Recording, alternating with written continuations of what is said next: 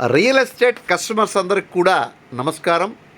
మీరు చూస్తున్నటువంటి ఈ venture Sunsiri projects private limited వారి యొక్క నూతన వెంచర్ ది లోటస్ శరవేగంగా అభివృద్ధి చెందుతున్నటువంటి అమరావతి రాజధానికి దగ్గరలో ఉన్నటువంటి పొన్నెకల్లు గ్రామ పంచాయతీ పరిధిలో 40 ఎకరాల సువిశాలమైనటువంటి ఒక మంచి అద్భుతమైనటువంటి డెవలప్మెంట్స్తో తయారవుతున్నటువంటి ఈ వెంచర్ను మీ అందుబాటులోకి తీసుకురావడం జరిగింది.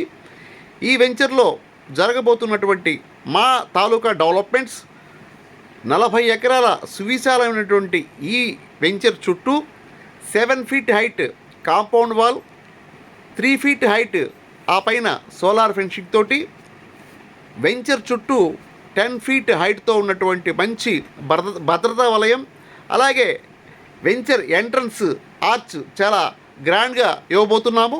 అలాగే లోపల ఉన్నటువంటి ప్రతి రోడ్లు 40 ఫీట్ రోడ్స్తో అవి కూడా సీసీ రోడ్స్ అంటే సిమెంట్ రోడ్ తోటి డెవలప్మెంట్ చేయబోతున్నాము.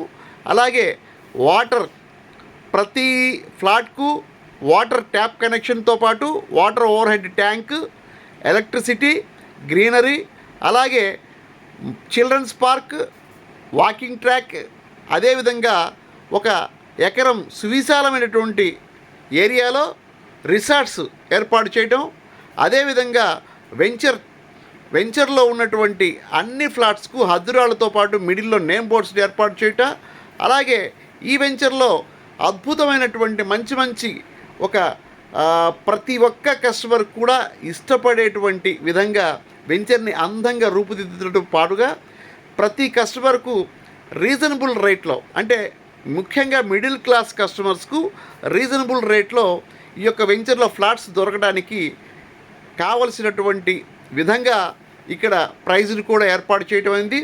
అలాగే ఈ వెంచర్లో ఎంప్లాయీస్కి కానివ్వండి లేదా లోన్కు ప్రొవిజన్ ఉన్నటువంటి ప్రతి వ్యక్తికి కూడా ఖాళీ స్థలం మీద కూడా వారికి బ్యాంక్ లోన్ ఫెసిలిటీ ఇవ్వడానికి అవసరమైనటువంటి బ్యాంకర్స్ తోటి ఒక మంచి డీల్ కుదుర్చుకొని ఈ రోజున మీరు ఖాళీ స్థలం కొనడానికి కూడా మీకు బ్యాంక్ లోన్ ప్రొవిజన్ని మన కంపెనీ మీకు ఏర్పాటు చేయడం జరిగింది.